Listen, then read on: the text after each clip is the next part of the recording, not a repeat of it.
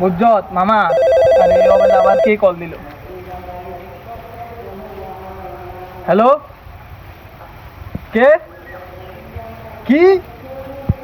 এত বড় সাহস আমার মারবো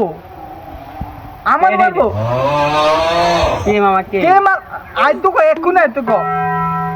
কয়শো জানাই কয়জন আর কয়েকশো একশো বার লইয়া 100 ভালো 100 লইয়া